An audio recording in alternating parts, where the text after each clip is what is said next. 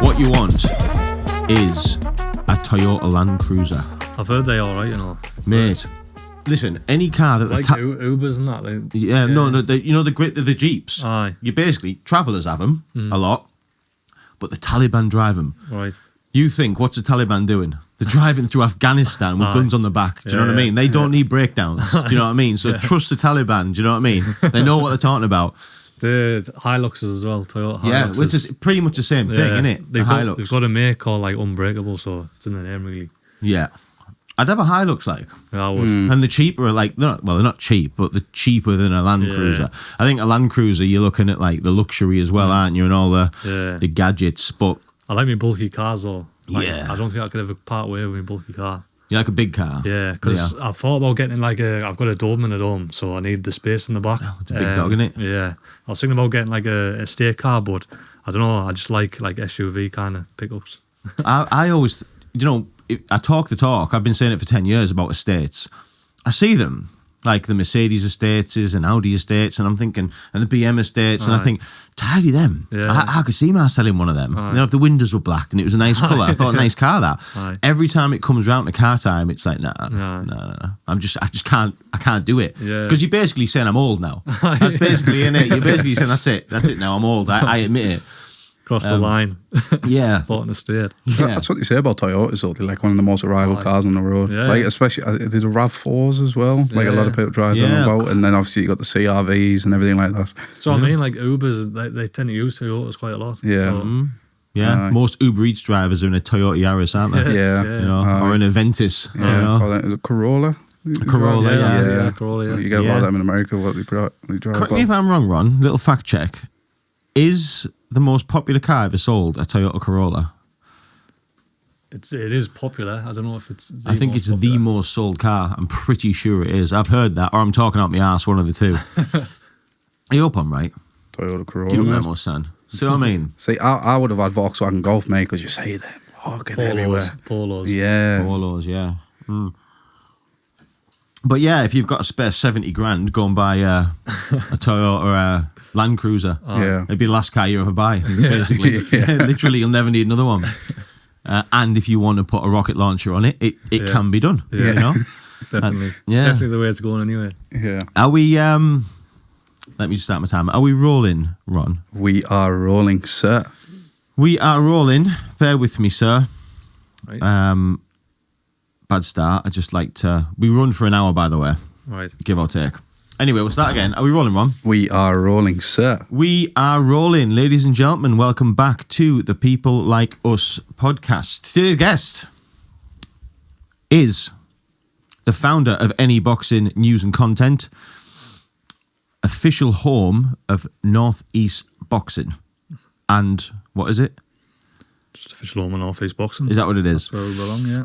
It's the fastest, is this right? Is it the fastest growing boxing media platform in the northeast of England? To my knowledge, yeah. I would say the north of England. I don't know about across eternity and how long, IFL and that, they had a good rocket launch, but I think definitely in the north of England we've made a big splash. Fastest growing. Yeah. Well, we're delighted to be joined today by Mr. Dylan Robinson, ladies and gentlemen. Thank you. Yeah. Thank you for talking to people like us. So, yeah, look, we know... or the viewers probably know that what you are and who you are. Dylan Robinson, founder of Any Boxing. Tell me, right, because what is, in your own words, what's Any Boxing? What is it? I believe it's adjusted. I think we're still adjusting. As the more it grows, the more we seem to be altering the direction we're going down. But where it stands currently in the current state, I believe it's just an opportunity for growth. Internally and externally. I think internally, people who are involved with Any Boxing, it's an opportunity for them to grow their individual niche or whatever they do, whether it's photography, videography, just being like a face, like an interviewer or as such, or just someone generally just enthusiastic about the sport. I believe Any Boxing it's a platform for that opportunity to get recognised. Externally, I think Any Boxing is just it's what it says on the tin, the home of Northeast Boxing. anything that you want to know about the sport in the region, you know where to go, and that's North East Boxing. I'm getting IFL TV vibes. Kind of. That's. I don't think. I never say that I want to be like anyone, because I just want to be. I want it to be its separate thing. I want it to be its own thing. I mean, it's endless, the opportunities we can go down with it. But I think I don't really want to limit myself to what it can be. Do you know what I mean? So it is kind of going, the way it is at the minute, it is looking more like an IFL. On that note, though, because this has always been my thing with boxing. I actually am a big boxing fan, and I have been for a while. I'm certainly no historian, but I can hold my own in a conversation about boxing, right? Yeah. And I've thought for ages, I'm going to do a boxing channel. You know, it's something I could talk for hours about boxing. I'm interested. There's always something happening. But I thought to myself, is that not limiting the audience? Because what I find is when I speak to like people around, like friends, family, they're not interested in boxing. And I'm thinking, is it just me then? Like, shouldn't we just be doing sport? Yeah. Like, not just boxing. That's what I was thinking. So this is the topic that gets brought up quite regularly, actually, because we kind of did put a cap on it by saying North East Boxing, because as far as I'm aware, it's North East Boxing that has to stay in the region. But I think the way I see things, and the way I see like the way it's going, you know, you've got people on the channel now who are getting like fairly recognised. You've got young Chris, he's making a name for himself for his age and stuff like that, and like myself, I believe that any boxing just stays the home. So whether we all go off individually on our own individual route, you know, maybe it gets signed with the Zone or another big platform like that, we can still always come back to North East Boxing and cover the sport and just have that brand as like the kind of like the home of, if you like. So yeah, I do believe it is capped, but I'd like to get to that limit. I'd like to get to the cap where we can hold. Yeah, it'd be nice to get there, wouldn't it? Yeah. But listen, there's a lot of wiggle room. You've seen the numbers IFL TV does. That's it. It's obviously popular.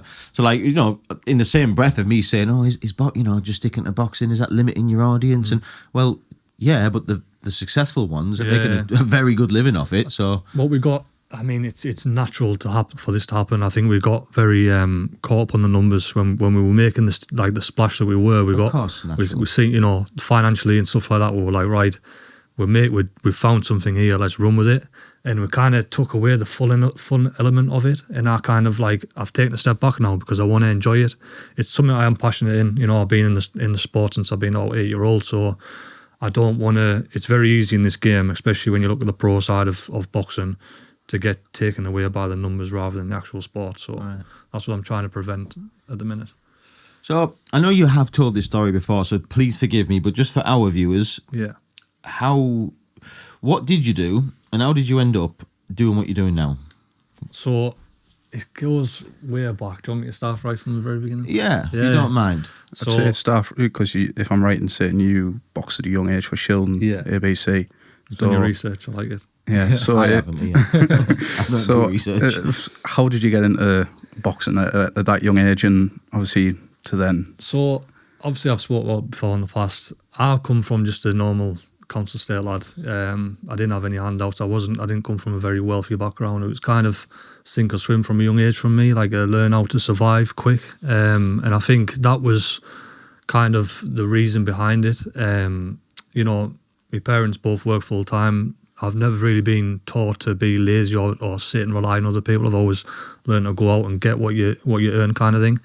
I think if you flash back, you know, 15, 16, 17 years, streetwise, the word streetwise was quite a prominent thing. And you'd go out and you'd play out with your mates, and you'd become streetwise through getting in scraps, you know, playing curves, learning the hard way, basically, on a council estate. And you would carry them traits throughout your life, and you'd grow up becoming an adult, learn, like, still having that knowledge of being streetwise. Yeah. Now, I think as time's gone on, and correct me if you think otherwise, but I think as time's gone on, streetwise has almost become irrelevant. It's not really a thing anymore, because it's certainly not something that they seem to have a lot of. That's for sure. Because and I think it's to do with technology, and I think it's to do with phones, with computers, you know, game consoles, and kids aren't out as much. Every now and then you might see a kid playing out football or whatever, but I don't believe it's as big as a thing as what it was when I was coming up. Yeah, it's completely changed. Like, so my thing was, I was very much that kid who was out on the street, council estate, you know.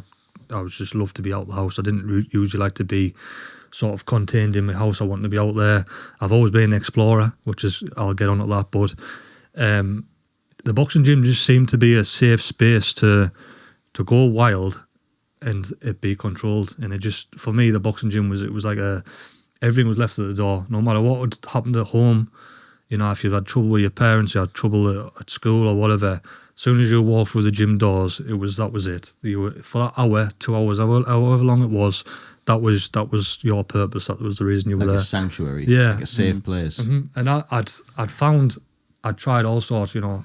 Again, Council State lad, you do get yourself in trying to explore the sports, football, cricket, you know, tennis, whatever it is. You try everything, and I think boxing just separates from any other sport. And the reason I say that is because it's like a personal sport. There's no one else helping you when you get in there. It's just you, and it teaches you a lot from a young age. I think when you enter the sport at a young age, you learn so much because things that people might not even learn till like you know, into their life, into their adulthood, you learn at a young age. So I fell in love with it. As soon as I put the gloves on, I fell in love with it. And I got to the age where life started coming at me from all different directions. Like I say, survival, I had to learn how to find an income and I had to go into the world of work. And that was something that I was told I had to do. You know, I started handing out paper round when I was 14, 15-year-old, earning £8 a week or whatever it was. Brutal, wasn't it? Yeah. And then I ended up working in a factory. I got an apprenticeship and I wanted to be a welder. I've done all sorts of careers, mate. But I started off going to college as a welder and I just couldn't fit in. I just couldn't get in my head that I was going to be stuck there forever. I knew boxing was my purpose. So I thought, right, what ways can I kind of make money from doing what I love doing in amateur boxing? And that was to join the service. So I'd spoke to people. I got sort of different people's opinions on the route I wanted to go down and join in the military for boxing, and I did it. I went up to, I can't remember what it was, an assessment centre up in Scotland. I did an assessment centre. I basically, everyone who I came across throughout the process of joining the military, all I would go on about and rhyme on about was that I wanted to box, and that was all I solely wanted to do. So when the assessment passed out with flying colours, because obviously I was fit from boxing.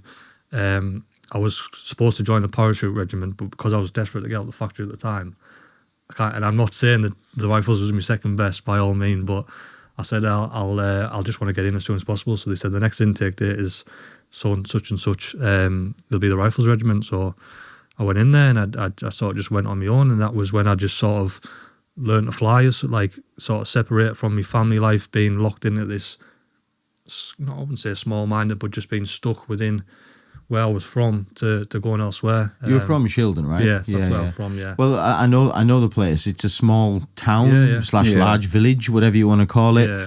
But yeah, of course, you probably went to school there. Yeah. You were boxing there. Mm-hmm. It is a little isolated, like everyone little country. Everyone. It's a country within a country, isn't it?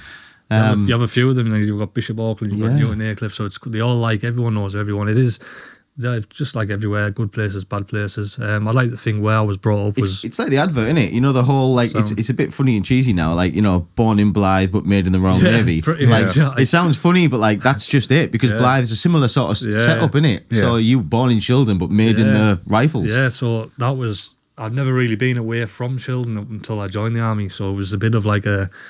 And it was. Oh, shit, kind of more. Yeah. So anyway...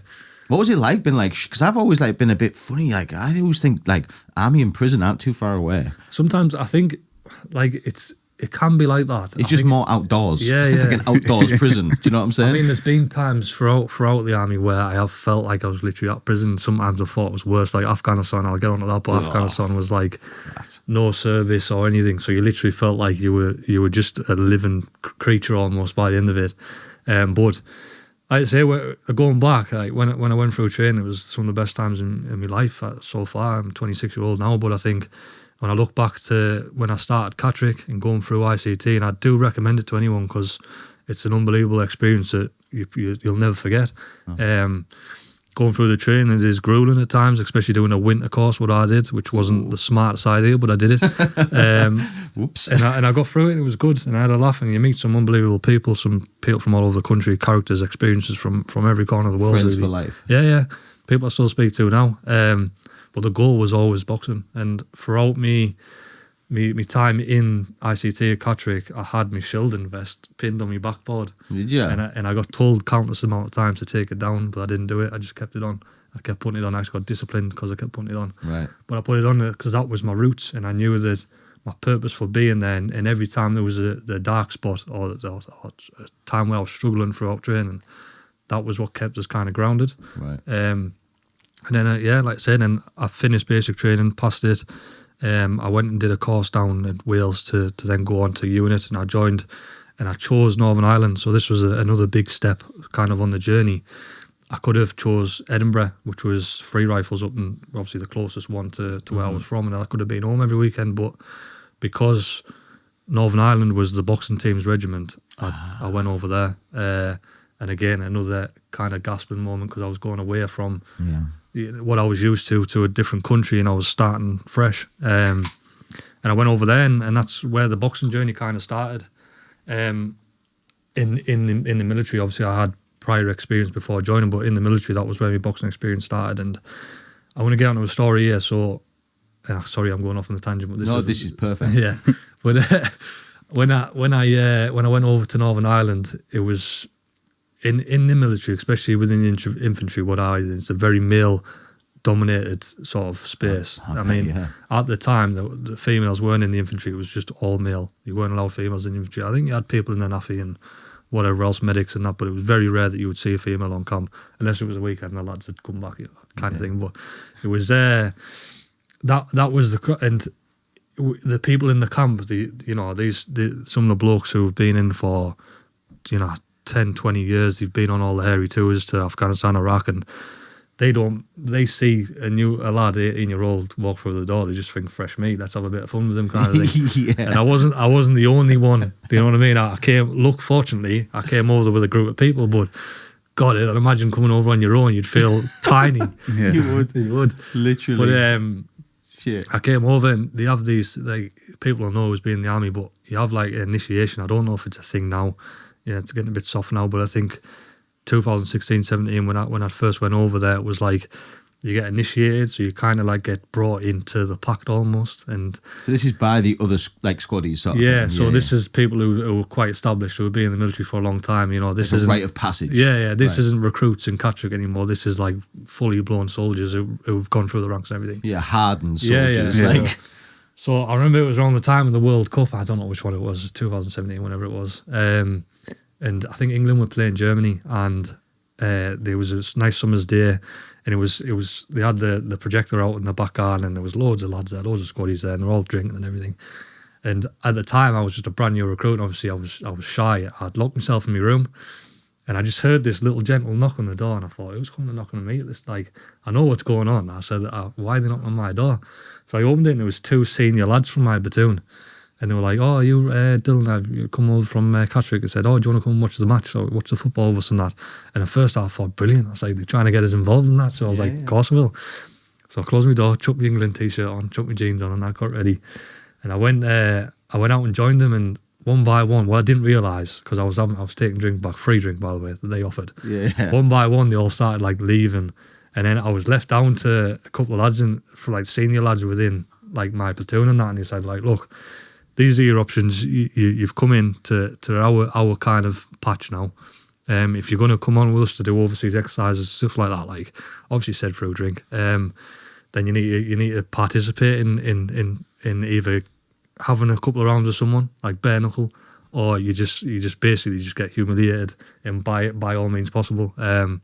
So I ended up walking out black and blue, and I went and sat down. Big Fijian bloke basically came in. And I'm telling you, he was about 7 foot tall. He just threw us around like every corner of the room. Didn't throw a single punch, by the way. He was just a stock of a lad. And I just got manhandled, really. And then after that, he came in my room and he shook my hand and he just acted like nothing happened. And then the Monday after, I remember the Monday after, I went back to like sort of the office where you report to every morning. It was just like I was one of the lads, and that was it. And then from then, I was just sort of brought in, and I was just like acted as if I was one of them. So through that initiation of you not been of going through with this? Because could you have got out of that? Could you have said, I'm not doing it? No. I could have, but then that's the reputation you get. Yeah. You don't get respect. I think it comes down to a respect thing. It's a trust thing and a respect thing. And I think the MOD might have banned them now. I think they caught on to it, and I maybe was the unlucky one that got the last of it. But so you were put face to face with this big, massive, thick-set Fijian bloke. Yeah. Like, was your intention, I'm going to start swinging? Was that the intention? Do you know what it was? It was quite a vulnerable. I don't know really. I didn't really know what to do. It was kind of like I'd been brought in under false intentions, and I didn't know what I was coming in for. But it was, again, that was just one of the. Bear in mind, when I became a senior bud, I was also given the initiation, so I've been on the other side of it. Do you know what I mean? But that was the start of it, and I think going back to the boxing, I was keen to get onto it straight away. After that, when I started getting a little bit of respect around the battalion, I was like, right, I want to make a name for myself a little bit, yeah. So I asked to join the regiment boxing team, but at the time I was kind of like, I had too much experience for the lads who would just get on the team. So you have in the army, in the military, you have like inter-company fights where soldier will box a soldier. They won't have necessarily come from the amateurs before joining the army. They'll just box each other, gain an amount of experience, and then they form a team. So they're pretty limited, basically. Yeah. So not somebody who's been schooled since 8 or whatever. Yeah. So I came on with prior experience, and I got on. I had to wait. So I had to wait for everyone else to catch up before I was allowed on the team. So in that process, I had to go on an overseas exercise, and again, because it was my first one, I went to Jordan. Just north of Syria. I had to, it might be south, I can't remember, but I had to go over there and do an overseas exercise, like a training exercise. What did you do? What was the exercise? Out of curiosity. It was basically just it was working in urban environments. So in Jordan. Yeah. So right. it was like a obviously red hot, like desert sort of environment. And it was I think it was a couple of weeks rotation. So you did a couple of weeks on camp. Doing sort of like patrols, certain patrols, like just basically training of what you would do like in the likes of Iraq or Afghanistan.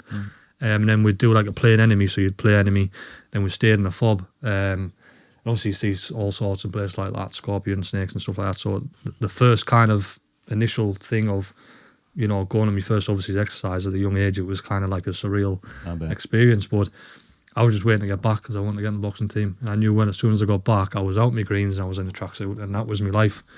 I come back over and I was kind of looked at as like not the golden child, but I was the youngest on the team. And I'd had the most experience. So I was kind of like on a team full of grown men, trying to educate them on something that I'd sort of already known.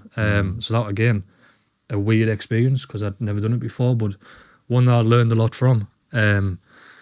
And then I kind of went through a little bit with me coach in the army. He kind of brought me up with false promises of getting on the GB squad and stuff like that, and he kind of blew smoke in my ass. Who was this? So this was me coach in the army. Right. So he was no higher rank or anything. He was just a rifleman the same as us, but because he was me coach, I kind of just had to listen to him. Right. And there was two of them. So there was a lad called Daniel Bailey, and he was brilliant. He was, and I still credit him to this day. He's got his own gym now down south. He looked out for me because he knew the type of person I was. I was a young lad. I was the only one with prior experience. He knew that I would kind of like get a lot of the stick because I was relied on a lot for holding the regiment's reputation of the boxing team and stuff like that. So he kind of looked after me. But the other coach I'm not going to say his name because for personal reason, but he didn't really have the same kind of outlook on me, and it went down the path of me going back to Greens, and that's when I went to Afghanistan. And that's another story. Well, let's hear it. So I decided that boxing in the army, even though I'd trained, done all that, went through training, it was hard, it wasn't easy. And then I went overseas exercise, and everything I'd done up until this point was for boxing and boxing only.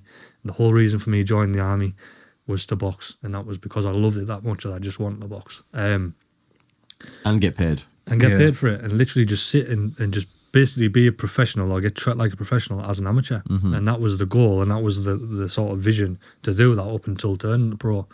And then I decided through going what I went through with my coach in the army that I couldn't do it no more kind of thing, and I went back to Greens. And yeah, I got geared up. I was like that. I was like skin and bone when I come off the boxing team.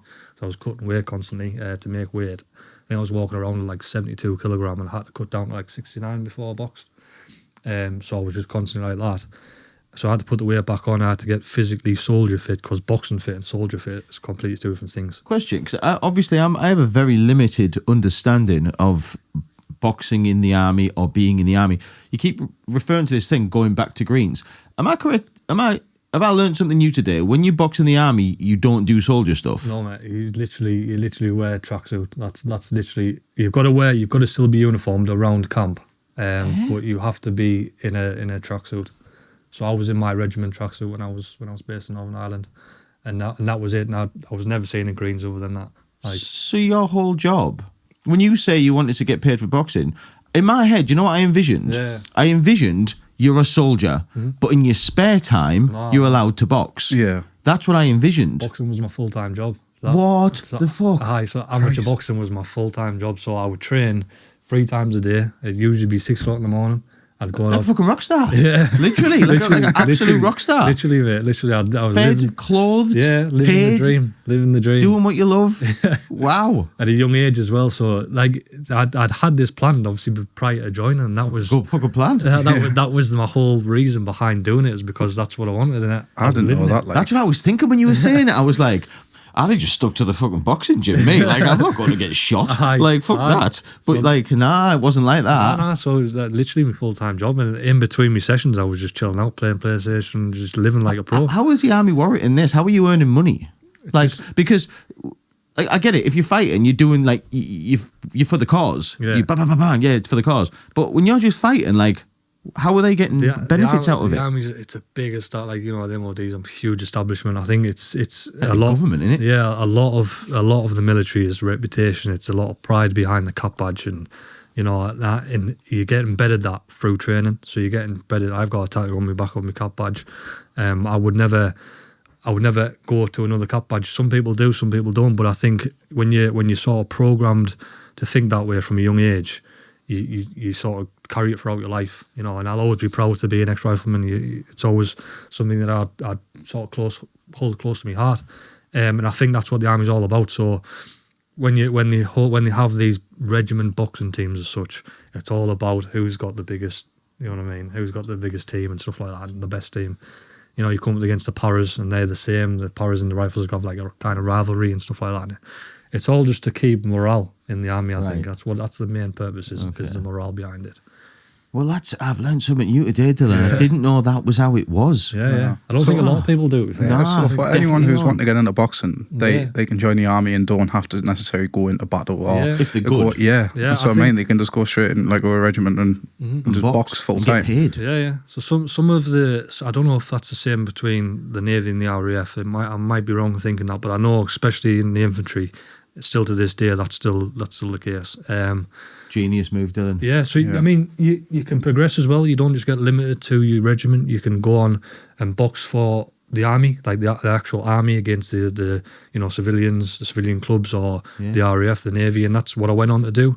I went on to join the army development team, which was down in Aldershot, which is a small like village / town down south. It's just like the home of army sport. They hold the army football team, army rugby team, cricket, everything's the whole of army sport is based in that one village. So question, Jen, just while you are on that, are there other, like you just mentioned cricket, can people do that? Yeah, like everything. There's even bobsleigh teams. I swear. What do you mean? There's bobsleigh teams. No, there isn't. I swear to God. The UK has a bobsleigh team. Like the army, mate. The army, they have the bobsleigh team. People like, that's what they do. That's their sole Did you know job. this, Ron? No. I had no idea this was a thing. I've missed a trick. This is, honestly, it's a conversation I have all the time, because people say, like, they think when you join the army, you're so restricted and you can't go out, mate. People go out every weekend. They just live. It's a good life. It generally is a good life. When you're not out on service, like obviously overseas, or when you're on camp, it's literally, for any young lad, I fully recommend it. I do. It's a single man's game, though, I will say that. Obviously, yeah. That's the thing. How often were you boxing then? Obviously, if it's your full-time thing, I'm assuming it's not like your professionals where you have so many months off. Yeah. I'm assuming it's a lot. When we spoke to Hannah and she was boxing for GB, she mentioned a lot about like how she was fighting sometimes like every other day. So I guess you can say this is why it's your job, because it's not a case of, in the amateurs, you kind of, I'd say you get to decide because it's voluntary. You know, you're doing it because it's your hobby and you love doing it. You don't really have a choice. If you get given a day to box in the military, it's your job and your responsibility. It's what you get paid for to make sure you make weight and turn up to a good standard. If you turn up and you're injured or you're hiding an injury or you're underweight or whatever, like, you'll get disciplined for it. That's maybe just the job part of being on, you know, that comes with boxing in the military, is that you have to be regimented and turn up to the right place, right time. Like military mindset. Yeah. Just regiment, and that's probably the job aspect of it, if you like. It makes sense, yeah. So there is a difference between doing it for funsies and doing it as a job. Yeah. If it's your job, you'll do as you're told. Yeah. Because you're getting paid by the big boy. Yeah, that's it. So the big boy calls the shots. That's how it goes. Mm-hmm. Yeah. So how many, on say like on a monthly basis, how many fights were you having like per month? Yeah, so it all just depended on what competitions was when.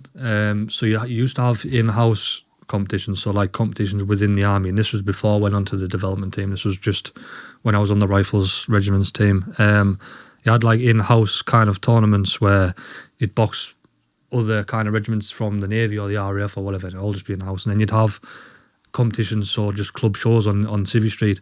So I found myself a few times, we tend to do like camps, so we'd go to a certain city in the UK, and I'd been on a few out in Birmingham, London, Manchester, where you just box on a club show. So I boxed on West Ham show, and that was the first time I got beat. So I'd had a few fights for my home, like Shildon. I had 5 or 6 wins just off the trot, and obviously I was full of confidence. I joined the army, and I got put into I was a small fish in a big pond down in London on a big West Ham show, and I remember getting into a ring with a lad who was just jacked, and he stopped us in the second round, and my head just went completely, because I thought I was unstoppable. And you do when you're that, you know what I mean? Yeah.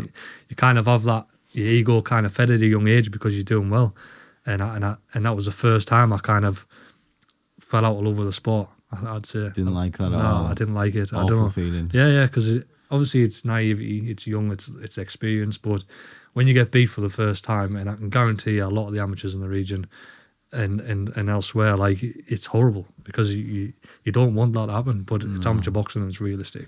Yeah, of course. And I think the job aspect of it and the pressure that you get from it being your job has a big part playing it as well. Yeah.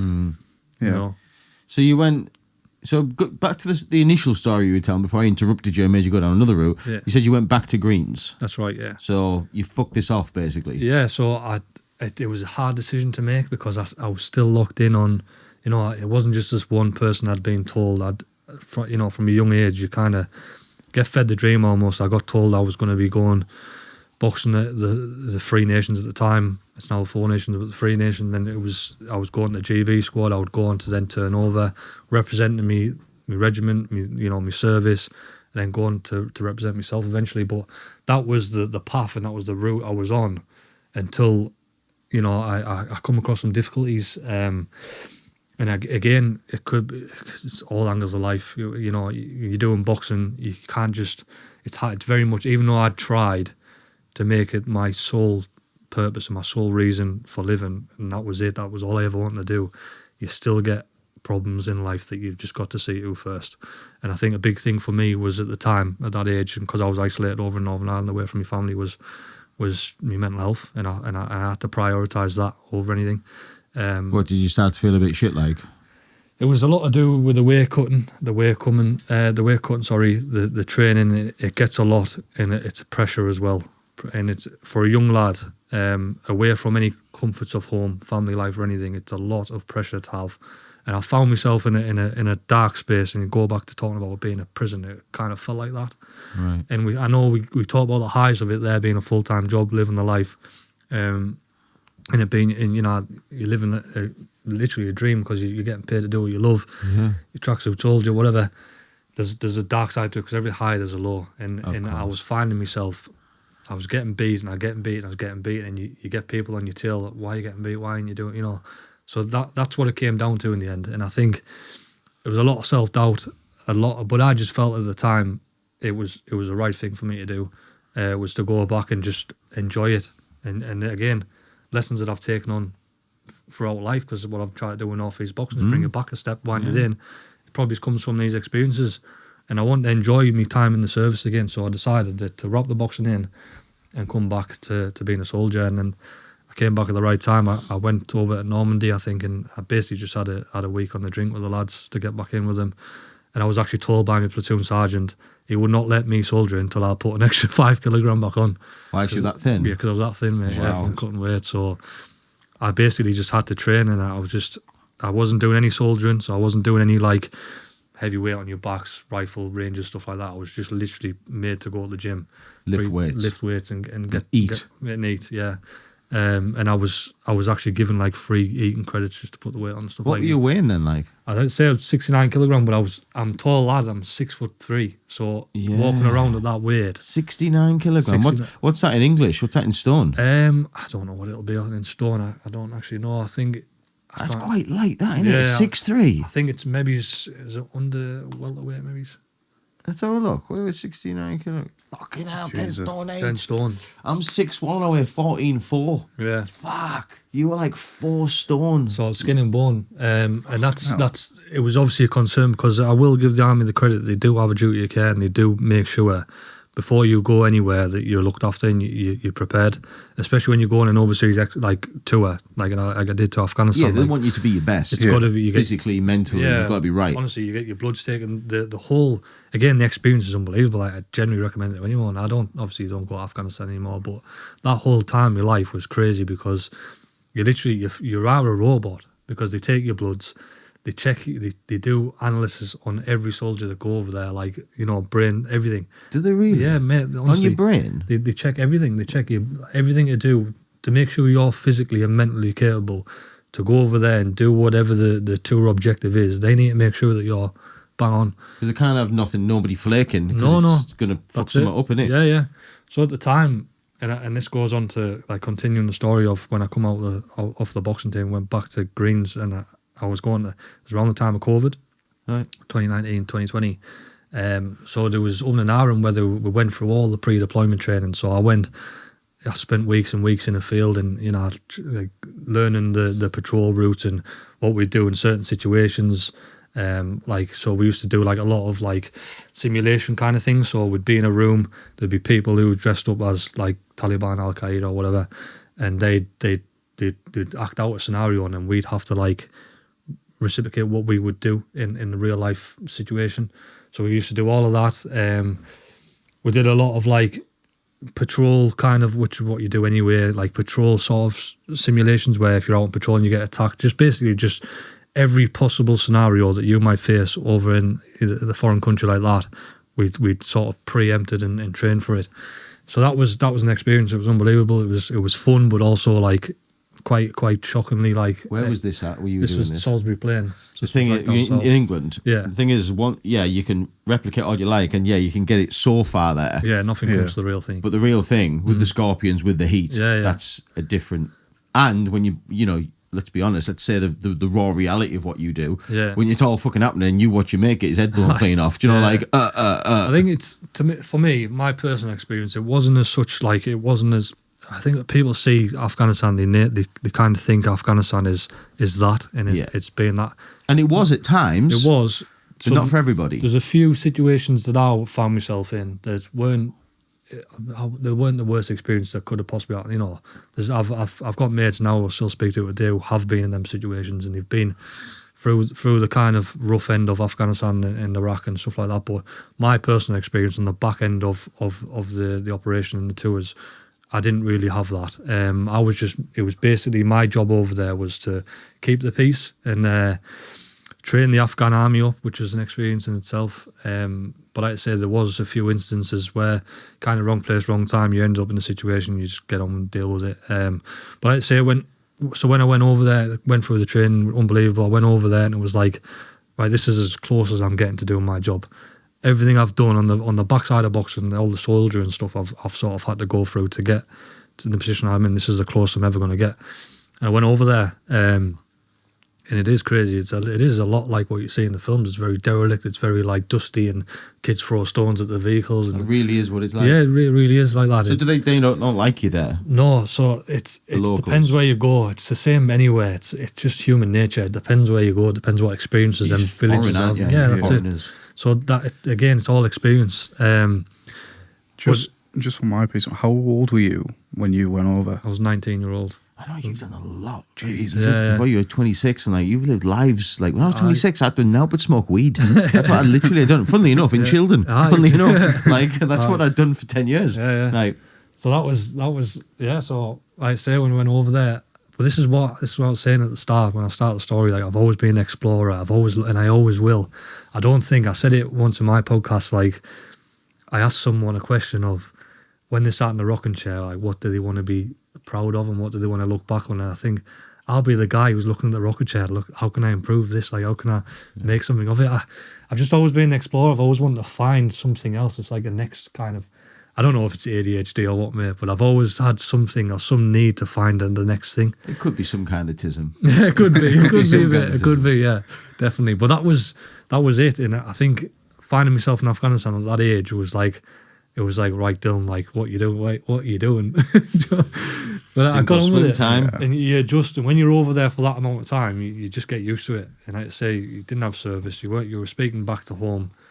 It's a third world country. You're getting back at home into real life every once in a blue moon. It wasn't like you just learn to adjust, and I think that's a natural thing of who we are as humans. You just learn to kind of get on with it. How long were you out there? 5 months. I did What, come back. in Camp Bastion? No, I wasn't in Camp Bastion. So I was in Kabul, which is the international airport. So Camp Bastion was it was still a thing, but it was more for the SAS and the sort of special elite forces. What was the timeline of the Afghanistan thing? When did it begin? And when did we pull out? So it began in 2001 at 9/11, I do believe. That's right, yeah. And then I think after that, it went on. It was kind of like the worst sort of period of Afghanistan was around 2000. I'd say between, obviously when it started, 2021, I'm told maybe it's 2015. Yeah. I think the end of the Herrick, so I think the last Herrick, I can't remember what it was. It might have been Herrick 17. That was sort of the end of the hairiness of the conflict and tour. And then it became more of like a peacekeeping tour just to kind of stabilise the country. Yeah. And then obviously when we pulled out, everyone knows it just went back to shit. So Yeah, it was literally. And didn't they leave loads of weapons too and shit? Like, yeah, you just made him stronger, right? So here's another mad story. So where I was based in HK in the airport in Afghanistan. You were based in the airport? Yeah, I was in a little fob. So it was in a little like segregated part of the airport. It was basically just like 30-foot blast walls just in the middle of this huge. It was like an airport. It was like 3 cities put together. Right. It's like the size of Manchester. Or like, you know what I mean? It was a big place. And everything like that was just it. That was for months. That was just what I was kind of restricted to. Just that one space. But you learn like you learn the culture over there. You get to know the way it is and how people take respect is a lot different to what the way they do over here. So like I went over there and there was people holding hands and stuff, and I was like, what? Well, that's just their culture, because that's just like two fellas. Yeah. That's how they show like friendship and stuff in places like that. So there's a lot for a young lad. It is a lot, but experience I'll never not look back on. Huge culture shock. Yeah. Huge. Yeah, it was a big surreal moment, because it was like, again, there was instances over there that was just like you'd never ever picture yourself being in that position. You just never would. Even when I was going through the training, you're always like, tell us one. I don't want to get too much into it. It is. So one out on patrol, the alarms go off. There's things coming over the net. So we basically go out in these Foxhounds. So you'll see on movies like big Hummers. Yeah. Like big. The American ones are quite narrower and smaller, where the British ones are quite big. They call Foxhounds, and we go out on patrol and go on like four convoys. So it'd be like a lead and like a lead kind of Foxhound, and you'll have 2, 3, 4. And the convoys, you've always got to be in line with each other, so you can't lose one of each other. And if you do, you've got to pull over. And each road and each route in Kabul has like different colour codes. So I think it's like red, green, blue, and a black. Black's like the do not go, like no entry. And we found ourselves on the way back to HKA, and we took a wrong turn and went up down a black route. And as we're going down this black route, I see this huge blast. And basically what had happened was 2 Al-Qaeda had gone into a maternity hospital and just shot every room up, and then they clacked themselves off at the top, and just that's the type of people that were over there, mate. You know, these people are evil people. Wow. And we kind of just had to deal with the aftermath of that, and just and we just made sure that there was no secondary devices, and just kind of triaged who needed to be triaged and stuff like that. And that was one of the main incidences where it was like I can't believe that just happened. And you go back and the weird thing is, and I think this is just the culture in the army, especially when I was in, is that you go back and you act like nothing happened. And the next minute, a couple of hours down the line, you're just playing table tennis or whatever it is. But on that day, you must have saw some things you won't forget, right? Yeah, definitely. I mean, it's not something I revisit regularly. It's definitely there. It's, again, when you do the training, you kind of just learn to get on with it. I think that's the toxic side of being in the military, especially in the infantry, is that you learn to just normalize these things and just kind of numb yourself and blank things out like that.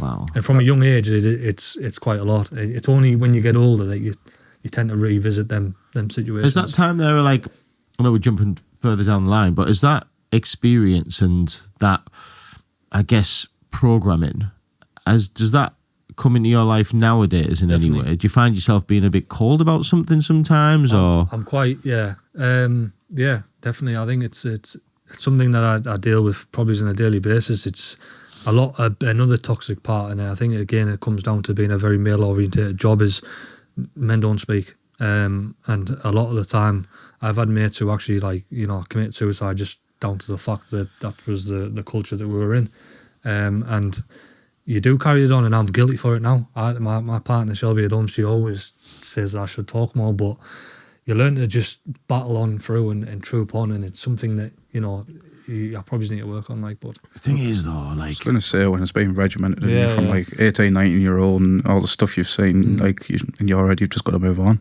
So it's like, it also depends on like what side of the fence you're coming from, because we can sit here now, and it is true. I don't deny it. Men should speak more. Men don't speak enough. Yep. And it was worse back in the day. It was good now as it's ever been, but it's still not right. So I totally agree with that. But there is also the other side of the fence, which I do take seriously, which is men should be men. Do you know what I mean? 100%. Like, whether people think that's some toxic way of thinking about it, like it gets masked as what's the toxic word? What's the masculinity. I don't believe that. But men are supposed to be brave. Men aren't supposed 100%. to cry. I hate to say this, 100%. Makes me sound like a CUNT, but like that. My hero was my granddad, and like he didn't cry. 100%. He wasn't depressed. 100%. He would chop half his finger off and just keep gardening. Because he was a man. Do you know what I mean? I resonate with that so much, and this is why I love boxing, because it's that whole get up and get on with it. That's why I love it. And it is 100%. Like, there is a line. I get it. I get it. And if a man wants to talk, then there should be an option for them to talk. But I'm definitely not promoting wusses. Like, no, I'm definitely not promoting that. No. It's not about. We've had this before. It's not about being homosexual or straight or whatever. It's not about that. I know homosexual people that are proper masculine, hard people. I know that. Mm-hmm. So it's not about that. It's just about wimps. Don't be a wimp. I think it's a lot to do with the day and age that we're living in, with the schools, the way the schools are, the education system, the tablets, phones. It's a lot of it is to do with today's culture and society, and it comes down a lot to the parent. And I've got a young boy at home. I've got a 1-year-old. 1-year-old. Yeah, Charlton Marley. His middle What a nice name, Charlton. Yeah, lovely. I like Charlie, but again, I want to be a male name. So Charlton was me. Was me. That's a lovely name, that. And Marley, after Bob Marley, I really like Bob Marley. Not just for his music, but just the type of person he was and the life that he lived. So I named him after him. So that again, but I think a lot of it is to do with the parenting. I think if you don't let your kid learn the hard way, they'll learn the hard way later in life.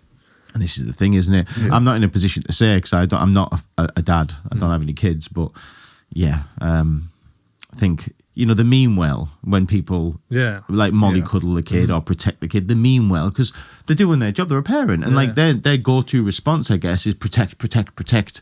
But this is why is it helping? My biggest motivation behind doing North East Boxing is to encourage kids to get in the gym, because I believe that even if the parents do mollycoddle the kid, if they let their kids go for an hour or 2 hours in the boxing gym, that kid will grow up with a lot tougher and be able to learn a lot of life skills at a young age that they can adjust to in the adult life. Yeah. I think if I manage to encourage one kid, I believe I have, up to now from what we've done.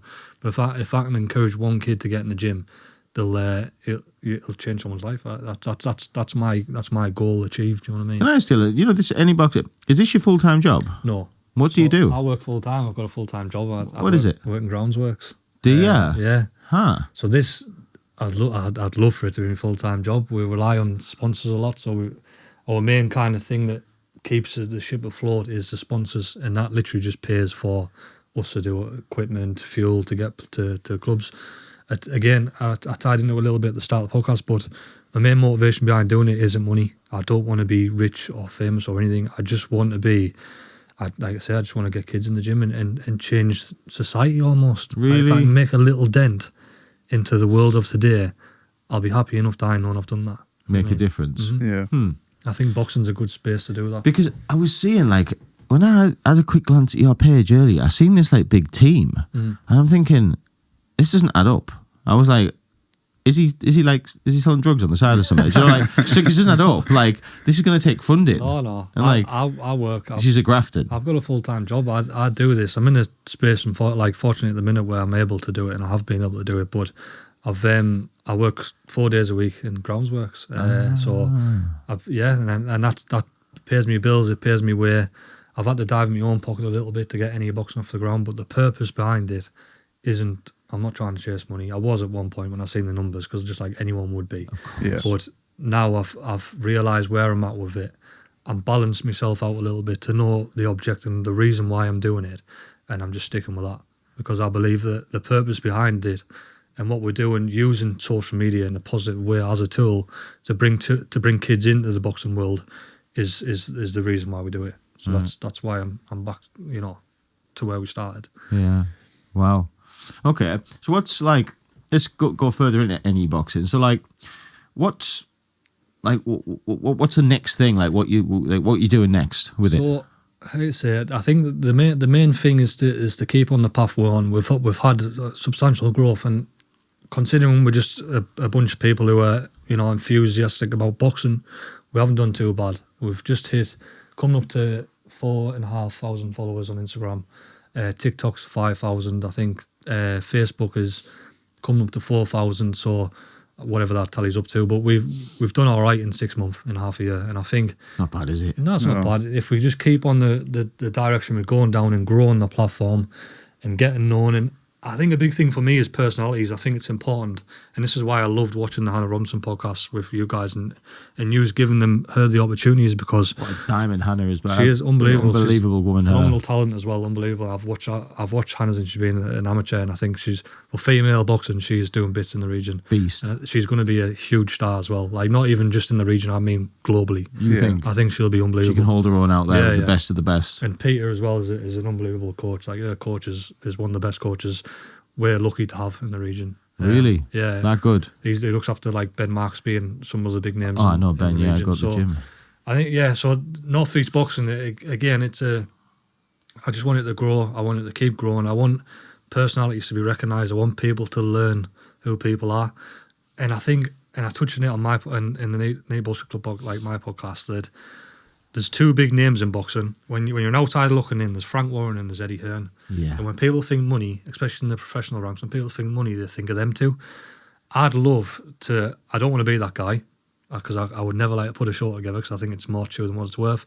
People get satisfaction. I don't think I would do it, but I would love to be able to have a name or a person up here in the north, not the north, doesn't have to be the northeast, but in the north of England, that amateurs, established amateurs, even people from the unlicensed scene can go to them to get put on a big platform. Like a promoter? Yeah. Okay. So is there one at the moment or anything like it? Or anybody? You have a few good promoters in the northeast.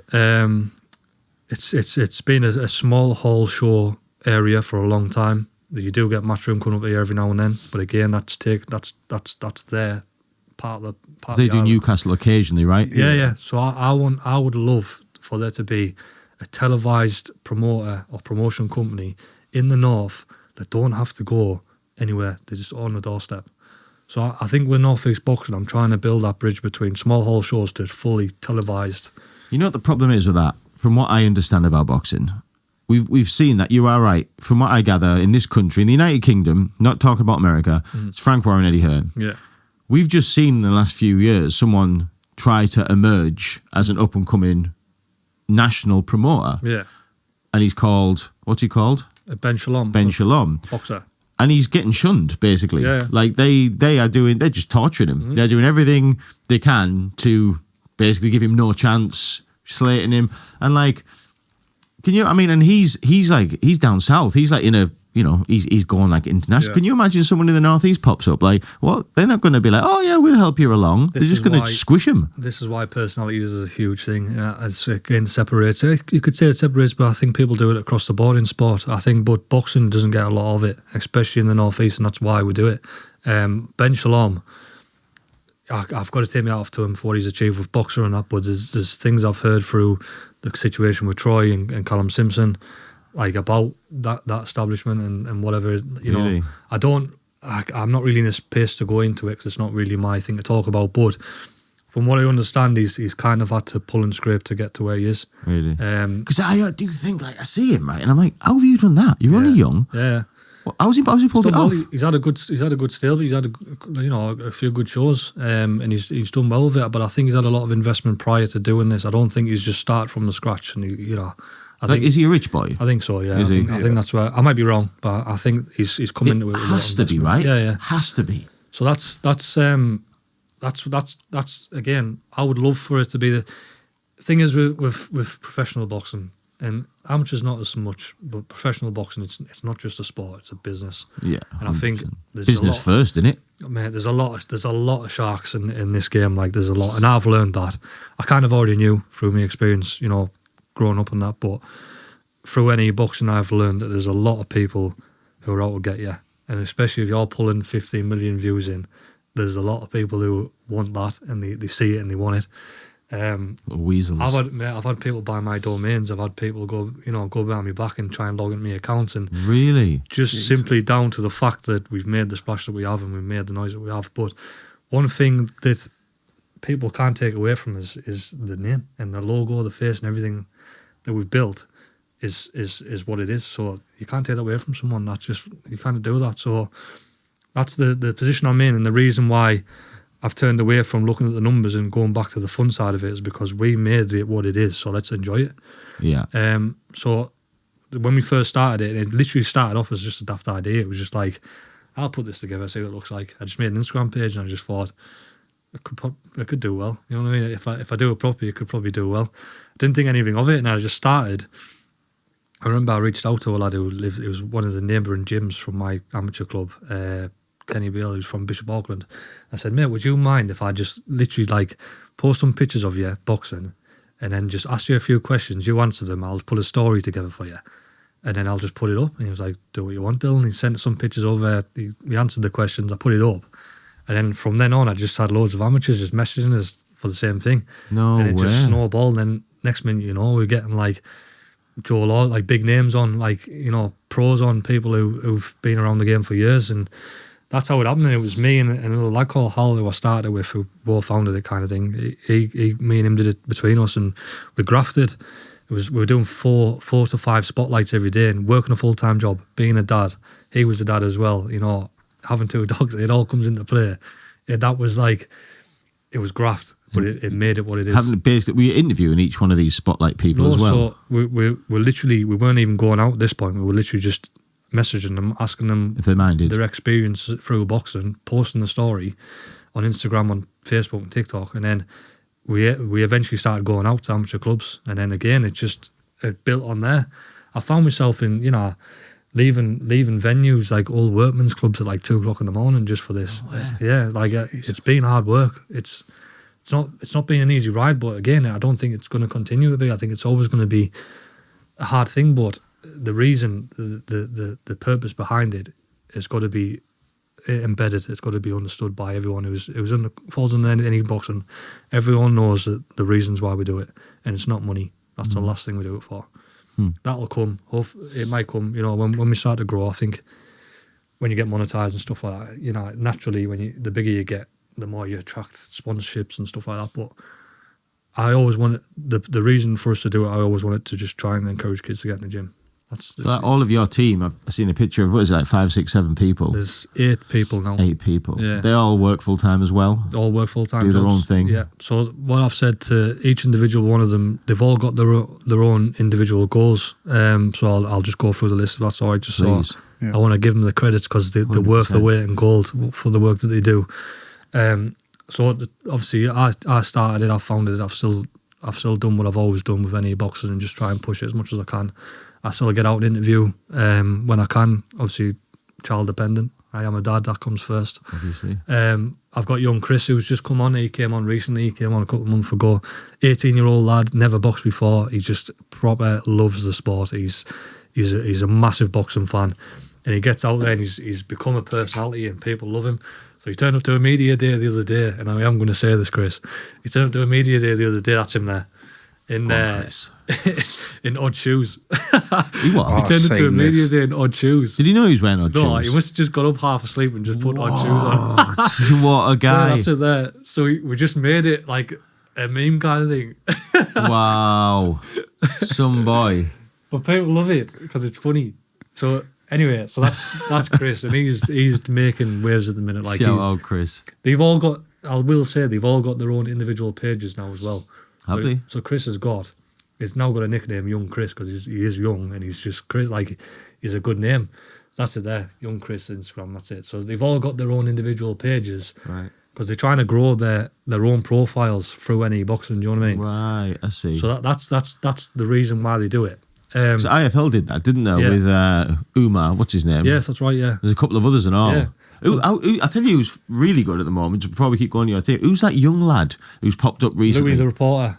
Is it Louis the reporter? Yeah, he's from Birmingham. Brilliant Genius. lad. I was actually speaking to him yesterday. Genius. He's pulling in 12 million in the past month. What? 12 million views, and he's 16-year-old. So hats off to Louis. But he gets about. Obviously, we're quite restricted to the North East, but Louis is very good. Yeah. Very, very good. Like, he's got a bright future ahead of him. Special, isn't he? I think he put a post up actually just saying that he had the amount of views that he pulled in. He might took it down actually. So yeah, let's get back to the team. Sorry to interrupt. 12.4 million views in the past month. That's unbelievable. We've just pulled in 3 million in the past month. So that's, do you know what I mean? That's unbelievable. And now he's on his own there. So that's really hard work. So hats off to Louis. 16-year-old. Yeah. So anyway, so that's young Chris. So young Chris is, again, bright future. That's an example of what I'm trying to get on to here. That's Louis. He's his own person. Chris can go and do what Louis is doing. 100% we can spread this out between 8 people under one name. So that, you know what I mean? So we can pull them views in from multiple accounts and it'll all come under one umbrella under any boxing. So that's my idea. But anyway, so young Chris is doing bits. You've got Jack. So Jack is otherwise known as the Palmo Prince, quite famous around these neck of the woods. Right. He does like food reviews and that. That's who's getting interviewed there, and the one in the middle. He was a big name. He's enthusiastic. He's come from the unlicensed scene, so he's quite rowdy. Right. He did get involved in the amateurs, but I had to kind of pull him away from it a little bit, just down to image. Right. I'm quite protective over the image of the brand. I want people to think that we're quite like professional in what we do. I don't want it to comes under safeguarding and all that, but I don't want people to get the wrong end of the stick and think that we're something we're not. I want to keep that respectful kind of reason for the reason we do it to be understood. So I'd have to take Jack away from the amateur scene a little bit and put him back on the unlicensed, because the unlicensed can get away with murder over there. Hal, which is the other lad in that picture, that's the lad I started it with, and that's where the story of any boxing began, really. He was my best mate. After I had my accident, which is another story, so I had a really bad accident. I couldn't box anymore. I picked up Hal as one of my boxers and I coached him, and me and him sort of started any boxing. That's what we used to do with spotlights. He's kind of gone back to his boxing a little bit now because he wants to focus on that, but he's still involved in any boxing. You've got Bo and Lee, who have come over from Kent and ABC, which is a very, probably one of the best gyms in the North East, amateur gym. So that's Lee. They've come over with a little bit of experience. So Bo does a lot of the animations. She's starting to go back to doing the spotlights for the amateurs, giving them that's Bo, giving them the recognition. She's making so what Matchroom do is like a new signing kind of post. She's doing that for the amateurs, just basically giving them the backstory of what they've had, what they've achieved and stuff. And she does that. That's her own little thing. So she's actually got her own page, bo.neboxing. And then you've got Lee Peel, who he bought one DJI and he just seems to be buying new cameras every week. He must have spent an absolute fortune to DJI. He just buys new stuff every week. But he's another one. He just hides cameras everywhere and he just captures loads of content. So he's brilliant. You've got Taylor Taylor Jackson, otherwise known as Taylor Takes. She was a huge name already. She's very, like, well known for her photography, which is diving deep into the videography side of things. She gets out and about as well now. She was a ring girl, and she dived into the photography, and now that's Taylor. She's diving into any boxing, and again does wonders for us. She wants to go to the UFC. She wants to work for the UFC one day and work cage side. So she's kind of using any boxing as a path to get there and get seen, get her work seen. Yeah. And she's doing a good job of it. We have got a journalist now as well, Matt Thomas. Matt's a lovely lad. Is a character in the team. Matt's so yeah, that's Matt. He did work for himself, but again, similar to Taylor, he wants to work for the Ring magazine and be a journalist for the Ring magazine. So using any boxing to get his articles seen, and hopefully he gets the contract one day. But I don't think there's anyone I've missed. We do have videographers who work on the side, kind of like subcontractors, so they get paid for the work that they do. So if we've got a last minute visit to whatever gym, I'll just say, right, Joe or Matthew or whoever, come out to this gym. And if you don't mind just going that picture, I just don't want to miss anyone out. Yeah, so we've got Lee, Bo, Hal, Jack, Taylor, Chris, Matt Thomas, and then B, which she's fairly new on the far left-hand side. She's fairly new. She's a videographer, but she's just going to get involved as and when. Again, but that's an example of any boxing. It's just a platform to grow as individuals, as well as a umbrella of, or a brand as such. Amazing, mate. Look, again, I've only known about this page for an hour or so, but I could tell. It felt like it had its own vibe, like your branding, like how you're presenting yourself, the way you're doing things. It's like you're doing something that does work, but you're doing it your own way. Yeah. So I think with any boxing, like I'm just doing something that I wish I had when I was boxing. I think that we've come across a lot of hurdles. Like, I've never known a media page to get brought into an amateur committee meeting about what they're doing, for us to be brought in, for them to discuss with us, like, what we're doing it and why we're doing it and the way we're doing it. Speaks volumes, because I think we wouldn't be getting brought into an amateur committee meeting if we weren't making waves in the region. So, but that's what we do. We're nothing more than that. We just want to keep that objective and achieve it, and bringing the spotlight to the region, recognising talent and attracting kids into the boxing gym. I have to ask, Dylan, because you did mention the accident. Yeah. So I've got to ask, Yeah. what was the accident? So I thought this podcast might go on for 2 hours. I'll try and keep it as short as I can. But basically, I did mention it. Take your time, mate. Don't rush. It'll be as long as it takes. Yeah, I did mention it in ours, and it gets brought up quite a lot. And I've only done 2 podcasts now, and the last one almost got brought up again. But I don't want to tell the same sub story over and over. But for your viewers, I'll go over it. So basically, what happened was, left the army and that, found myself back in a normal civilian job. I left the army due to, again, found myself in that hole. I just couldn't really get past the whole thing that happened through the boxing team and stuff like that, and it had an effect on us while I was out there. I had a lot of time to think and stuff like that, and a few of the things mixed in with my experience over there. I kind of come to the decision to leave the British Army, and I left, and it was for the right reasons. Look back now, it was something. I tried to get a transfer over here, but I just couldn't get one. I wanted to be back at home. I was missing home, basically. It took a toll, and it was 4 years in a different country. No, I know it's only across the pond, but it's still away from home. It's not home, is it? No. So 4 years over there started to take a toll on us, and I didn't miss Shildon. I missed being back at home and my familiarities of comforts, being... Yeah, comforts, yeah. So I came back and I found myself in a job, not the job I'm in now, I was just labouring on the side.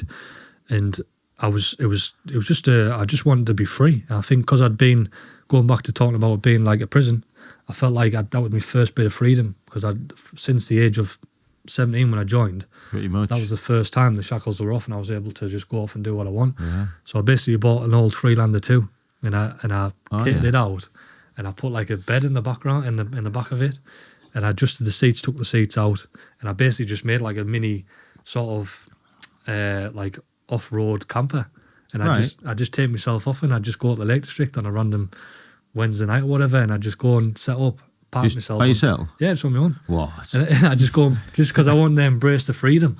What? So I just go and take myself off. I'd park up and I'd just like I'd have my own little cooking setup and everything. Like a man of the wilderness. Yeah, and that's what I did. And I'd just go and work on the site through the day, and that was just my life, and I loved it. But I got myself, again, when I throw myself at somewhere, I throw myself in it 100%. And I started like, I'd park up somewhere, my Freelander, and I'd go off and just on a one-man band, take my tent. I'd go wild camping. And I used to go a couple of nights at a time. People wouldn't hear from us from days because I just used to go out and just like live in the wild and just live, really, just wild swim and tan and stuff like that, and just embrace my own company and just learn. And I learned so much. I learned like just a lot about myself, really. And I think it was the healing that I needed from the army. And obviously a lot of things that I'd learned through the army I was able to do that, but I loved it. And then I started to love it a bit too much, and I started to drink when I used to go to these places.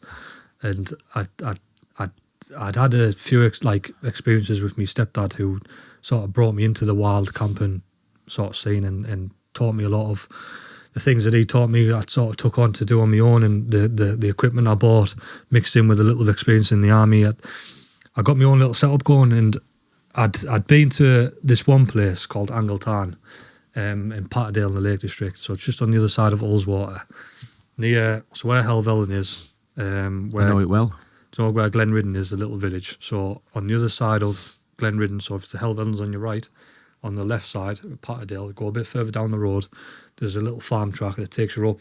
You can go to, I think it might be Haweswater Reservoir, I'm not sure. There's a tarn and you get to Angletarn. And I'd been to this spot a couple of times with my stepdad, so I was quite familiar with it. I knew exactly where I wanted to pitch my tents and everything. There was so I was still quite involved. I wouldn't say I was well known, but I still knew who was who in the boxing space. I'd separated myself away from it a little bit, but I still knew who was who, and that was it. So that brings back some flashbacks. So if you just keep that on the screen, I'll talk through what happened on July the 17th, 2022. So I was still quite familiar with people in the boxing space, and a big name in the Northeast here, in the Northeast region, is Nathan Forrest. He's quite established now. He's might be 8-0 as a professional, I believe. He's just won last couple of weeks. He's quite known in my neck of the woods, Bishop Auckland, Barnacastle area, for being a professional boxer. And I remember at the time, I think I was selling an old Skoda Octavia, and he's a mechanic, and he came out and bought it off us, and I was going to scrap it. I think he bought it for like 350 quid. He still drives it around today. Huh. So he's clearly made his money. That's him there. 12-0. So I do apologise for that. 12-0 as a pro. But he's done well, and I sold it to him, and he got me in touch with a lad who was sort of in a similar space in life. And he's a lad called from Cockfield. He was on his last week of the RAF, so he'd done the 4-year. He was ready to leave. He had a setup. He was looking at buying a house. He had a partner. He had a dog. I can't remember what dog it was. I know it was a big dog. It was a husky kind of thing. And he put us in touch. And Nathan, he was obviously his best mate, and he put us in touch. Got to know each other and basically just exchanged messages over the course of like a week or something. I said, look, mate, I said, like, I get out every week. I said, I'm over the Lake District more than I am at home. I said, if you're interested in wild camping and that, like, come with us and we'll go for a wild camp. We'll go and have a drink, you know, just young lads just getting out, just embracing it. And he was on leave at the time because he was about to leave the RAF, and he brought a mate from where he was from, Cockfield, and I brought a mate from where I was from, because we were all strangers, so it was like a newly formed kind of group of 4 of us who all just kind of got to know each other on the day. It was full, like, really good vibes. You got to know each other on the way through. It's like an hour and a half drive through there. I was sort of telling the lads on my reasons, like, why I enjoy doing it. We got to know each other on the day, whatever. And obviously me and Nathan's friend, we kind of clicked because we had that mutual thing of both serving in the forces. So we kind of like, I was advising him and giving him pointers on things to do leaving, in terms of finding a job, who you can lean on, the support you can get on leaving a service. And I was kind of like helping him readjust, trying to help him just through the experiences I had from leaving the services, and we got on like that. So anyway, we get through to Patterdale. So we go back onto Angletarn. So we were getting back through, and I knew exactly where to park. I knew exactly the trail we were gonna go on. So we got packed up. We got all of our kit. We actually went to go outdoors because these lads, and I had to make sure, it might be the army thing. We'll go back to Afghanistan where you make sure that you're fit for the job that you've got ahead of you. We went to go outdoors, and I actually helped buy the lads some kit so they were prepared to go on, because you just don't know. Right. Places like that, you're in the middle of nowhere, like, you've got to be prepared. You can't turn up with no food, or, no, you know, like, no sleeping bag or tent because you could get hypothermia or anything. Easy, yeah. So I made sure that everyone was kitted up. We set off. Bearing in mind, we did have like quite a few San Miguels in our backpacks, just because you want to enjoy it. It's a summer's day. You've got all of that. You're in the middle of nowhere. Like, beautiful. You just want to live. So went up there. Got to the top. We pitched up. It's hard to see, but on the far right there. So if you put the mouse down just next to the water, there's like a patch of grass. Bang on, right there. Yeah. So that's like the flattest sort of plain in the area. And you can't see on that picture, but to the right of that little patch of grass, it's like a big rock face. And it's the only rock face on the tan. You might be able, if there's more pictures, you might be able to see them. So there's a rock face, and actually on that second one you'll be able to see that's it there on the right. Yeah, that's it on the right. Huh.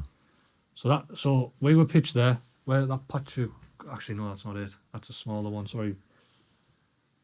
There, down. It's down. That's the rock face. That's actually bang on the rock face. That's it. Yeah, I see.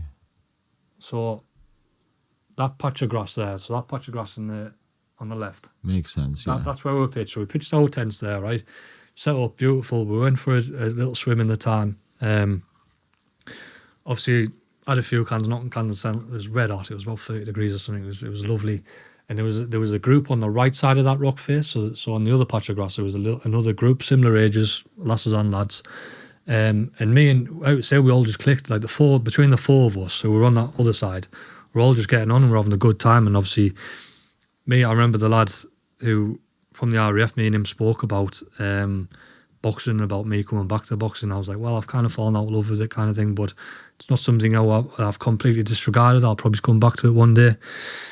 And we just got on with it, and that was the conversation, the type of conversation we were having, and we walked through that rock face, keeping like close to, so you can't see it from that picture, but there was actually rocks that you could kind of like stepping stones up to the other side. Okay. And we went, and there's a high point, so if you go right to the far side of that picture, there's a high point up there. So on that you can't see it, but on the right hand side there's like a high point. We went over there, so the lads could get back in touch with people from home to get signal and sort of tell them they were okay and they were having a good time and that.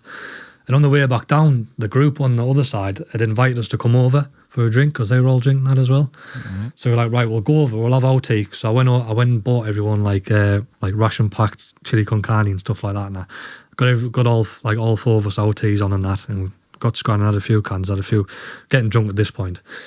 So the two lads who we'd brought over, my friend, his friend, they were tired. They just wanted to go back to sleep in the tents. And then me and him was the lad, like Nathan's best friend, and we're like, should we go back over that group and have a ganders over and just see what the crack is and just have a good time with them and that. So we did. We went over and we went the same way we went over previously, close to the water. And we had this little like cheap pocket torch, so that big, and we dropped it down the rocks on the way over because obviously I wouldn't say we were really drunk, but we were drunk enough to not know what we were doing, kind of thing. Stupidly enough, as you do when you're that age. I dropped it down the rocks.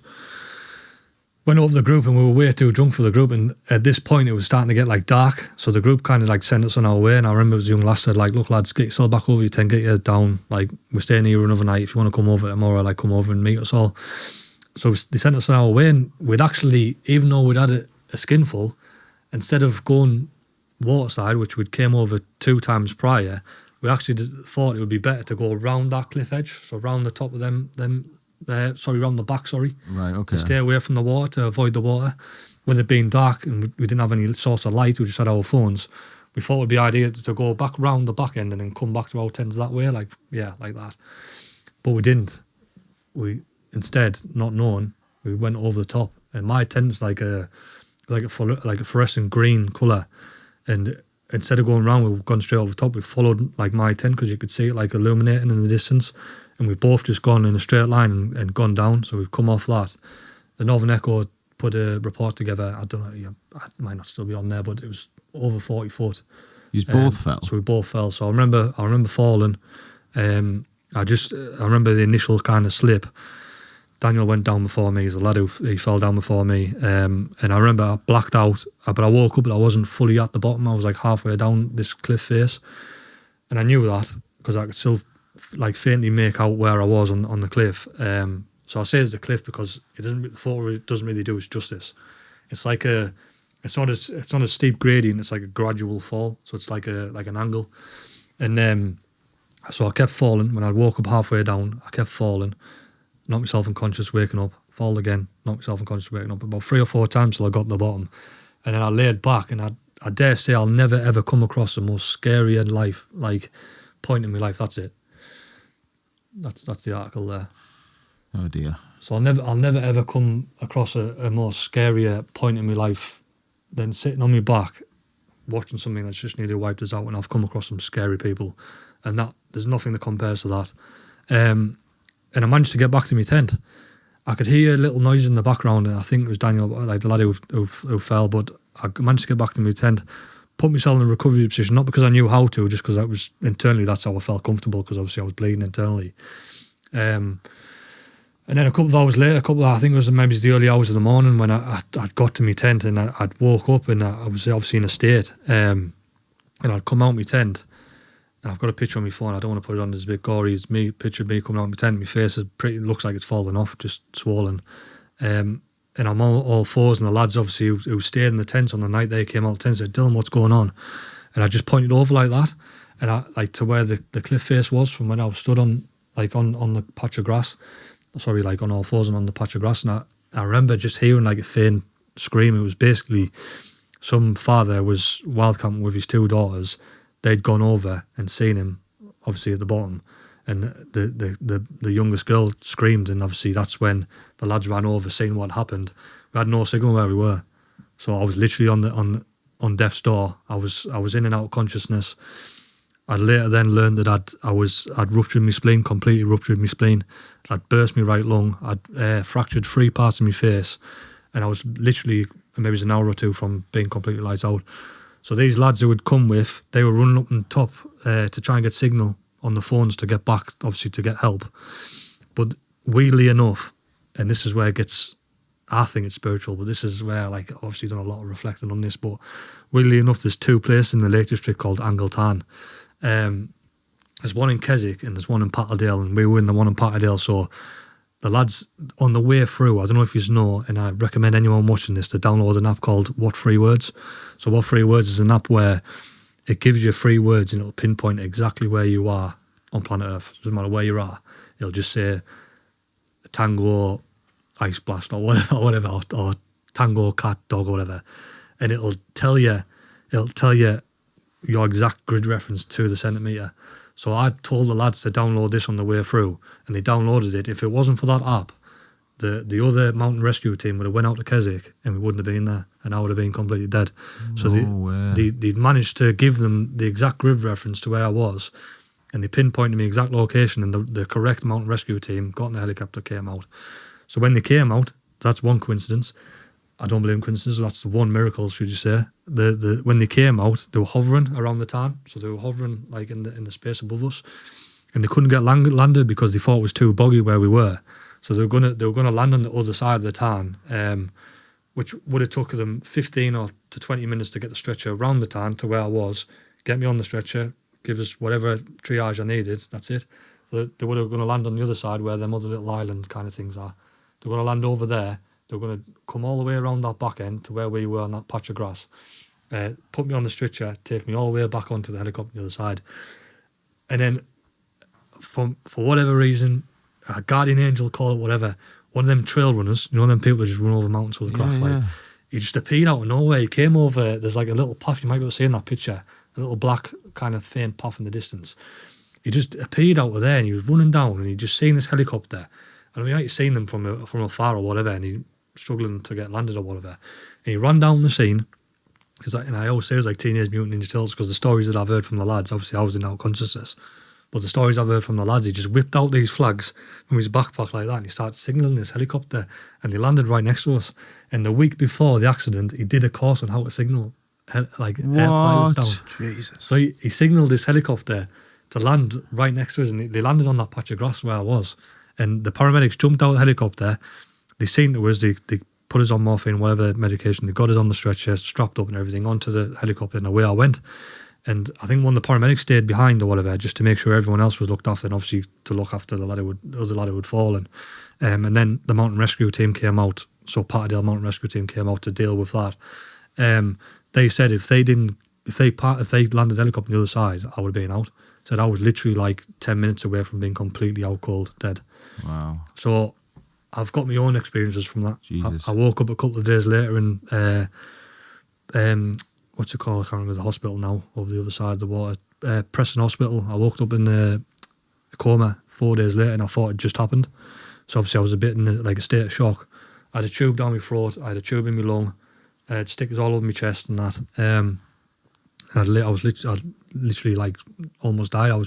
My body was trying to like recuperate itself and sort of stay alive. So I was putting a heart monitor and everything, and I had to go in an ICU ward. And at the time, I didn't know the other lad had died. So the lad had hit his head and he died on impact. I didn't know that. I wasn't aware. My mum was obviously driving to and from the country, like the other side of the country, bless her, and I was driving to come and see us every day. And they were due to go to Tenerife the week after. And I never lived that down because I felt horrible about it. So they should come through and see us, and there was like a curtain in between the beds, and as they are in hospitals. Yeah. And I thought the lad who I'd fallen with was on the other side, like in the other bed. And I was speaking to this random bloke for like 2 days, like saying like, asking how he was and that, and he was replying to us. I think he was like playing along or something, or he's just trying to have a conversation, or he's confused or whatever. But when I was calling him, I remember when I was calling him his name, he wasn't replying to us. Stuff like there was little things I clicked on, and my mum came in and said, "Look, Dylan, like he didn't make it, he died in impact." And that was above all else, my experiences in the army, the boxing crack, Afghanistan.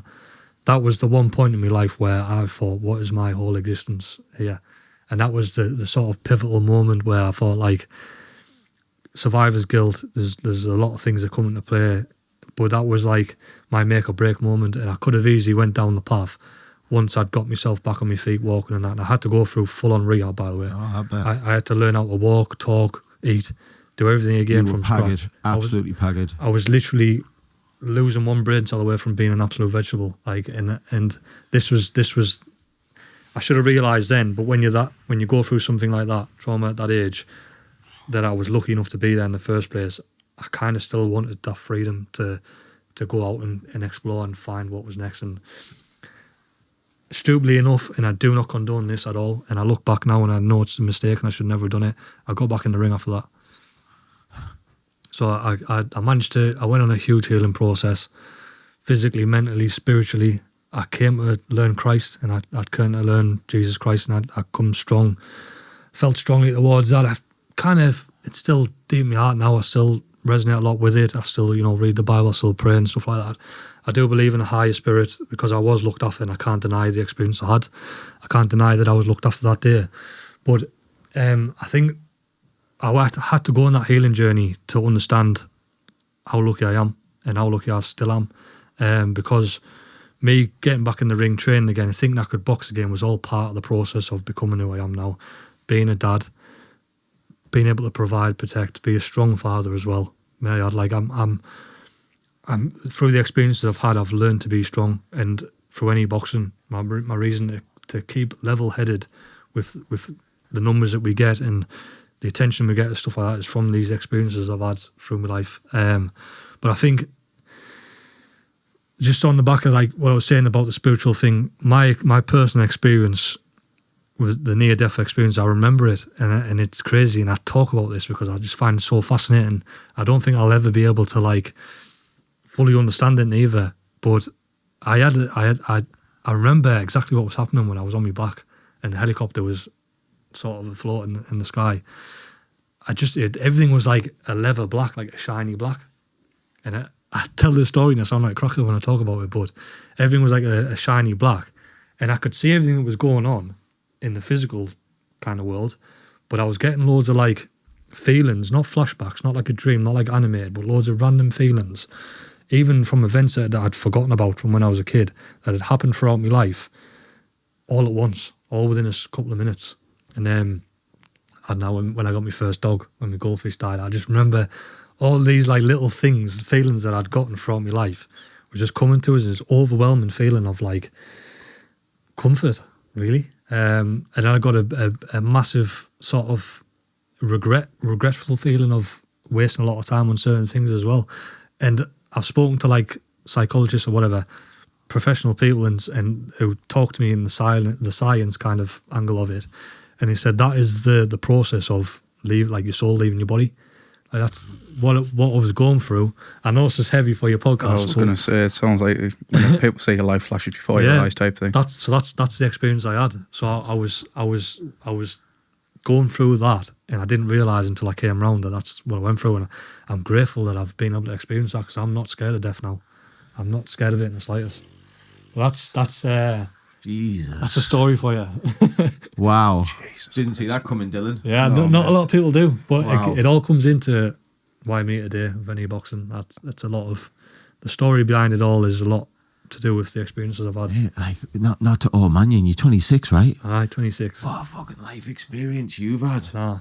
Tell you what, I don't know what the next 10 years are going to bring. There's a lot of so I come across a lot of people now in this space, especially in the pro space. Oops. And not is that the time off? No, that's me being unprofessional and not putting my phone on silent. But carry on. So I've come a lot of people in the pro space who are a lot older than me, 2.5 times more older than me.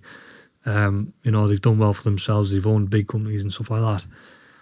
And I think if it wasn't for the life experience I've had, I probably would have been greener than grass, and I'd probably have let people get away with a lot more than what I have.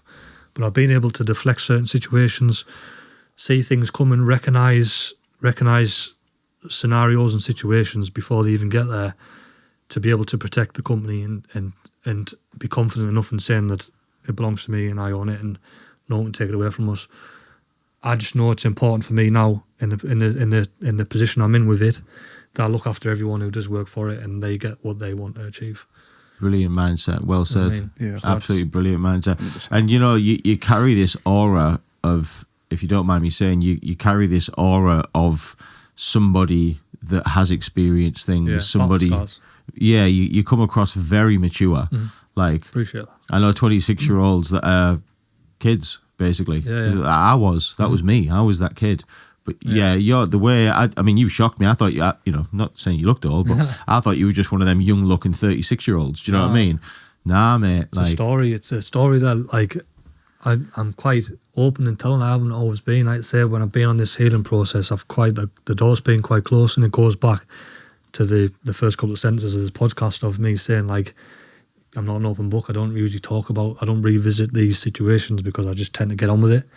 And you can say that helped the army, going through the army and learning to have that mentality, helped through the whole accident and that.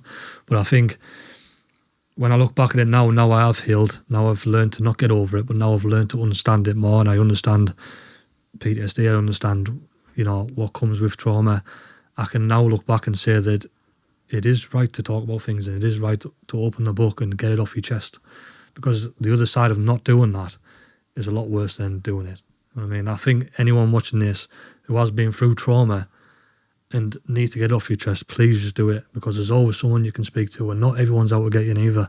There's people out there in the world who are genuine, good people who will listen to you and look after you, and they'll do whatever they can for your best intentions.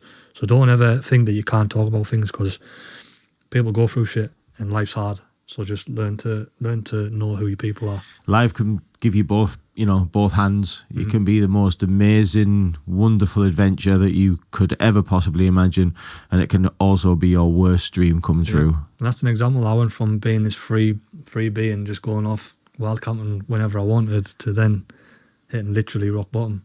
Literally rock bottom. So that's an example.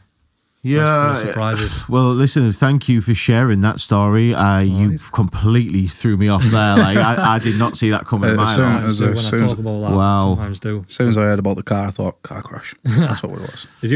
That's usually what people think, I think. But it's a story. It's but again, that's in North East boxing. That's why I do it. There's a lot of reasons why I do it. Yeah, I'm telling you, like some boy. Thank you. I appreciate some boy. What a life at 26. Fuck. Yeah, mate. Listen, it's every cloud has a silver lining, and you've had horrible experience there. Like, probably one of the worst you could have. Really, it's certainly up there anyway. But it's happened. that was the way, that was the hand you were dealt. It's how you deal with it. Yeah. You can easily go down the other road. People pick up drinks and drugs, but I've thought you've got to turn this negative into a positive, and that's what I did with any boxing. I think me going down the path I did, going through the healing process, starting something for a different meaning other than money, is me doing the right thing by that bad situation. Who's your, let's talk before we do shoot, your sponsors. Who's sponsoring you then? So we've got Active Body Conditioning in Stockton. There's Andy Burton. He's a strength and conditioning coach. He's looked after us pretty much since we started. We've got Michael Debneth, who owns MD Building and Joiners, is what it says in the tin. He's builder and joiner. He's again got on board with the vision and helped us out from the start. We have got, to remember them, we've got Evolution, which is another strength and conditioning gym through Stockton. They're a fantastic hell. Lee, he's been again on board from day one. And the rest of them, they're our main three sponsors. The rest of them are partnerships. So we've got Richwood, who they put all of our logos on the rings across the region. We've got Spennymoor Sports, which is a big name. I don't know if you know them. Kieran through Spennymoor, he does the same thing, puts our logos, helps us out, kind of gets our logo seen. I believe in subconscious, and I believe our logos everywhere, then we're constantly going to be the home of North East Boxing. But Brandon, isn't it? Yeah. And then we've got SPRG, which is the North East Ring Girls, who they're putting us on our kit. I don't think they're on there yet, but we are going on there. But that's who we've got so far. Like I say, sponsorship is a massive thing. We wouldn't be able to do it without them. We are looking to bring on more sponsors, just because the more we grow, the more expensive things get. You know, the more we want to improve, we need help to do that. I kind of put out there all the time, but I don't want it to be beggy. We're not begging for money. We all work full time. We don't rely on it. We just want to help in hand in encouraging these kids to get in the gym and changing people's lives. And on that picture, like, how can you still, would you be welcoming like more people into the 100%, team? 100%. There's always opportunity for people to come on. If you're passionate about boxing and you believe in what we do it for. What sort of skill sets would benefit any boxing? You don't need to have any of that. You don't need to be an interviewer. You don't need to be a videographer. You don't need to be a photographer. Just willing. All we want you to be is enthusiastic, engage, and just be positive and fun and enjoy it. Huh. You'll learn photography, videography, whatever, interviews along the way. Young Chris, and I love him because he's just like, he was a gullible young lad, you know what I mean? He's coming in, he's found his niche and he's found his purpose, and now he's flying. And he had no prior experience. He just threw himself in the deep end. He said, "Dylan, can I do this interview?" I said, "Mate, take the mic, do it." He interviewed Henry Mann, which is one of the North East's like good up and coming coaches. He interviewed him, and he was a gift. The gift of the gab. He just got on with it. And now he's doing really well. So that's why North East Boxing exists. And if there's people out there who see what we do and want to get on board, just message the page and come along. What is that page, Dylan? So it's at NE Boxing on Instagram. It's North East Boxing News and Content on Facebook. And it's at NE_Boxing on TikTok. Dylan, that's been an absolute honour listening to... Thank you for the opportunity. Nah, honestly, no. We are totally in awe of your story. I'm everything. I'm inspired. I'm horrified. I respect it. Like, thank you. Yeah, mate. Like all kinds of all the emotions there. Mm-hmm. But yeah, thank you for talking to people like us. Thanks for having us on. Yeah, man, that was brilliant. Some boy. Ladies and gentlemen, you're very welcome. That was Dylan Robinson. That's the end of the show, and we'll see you next time.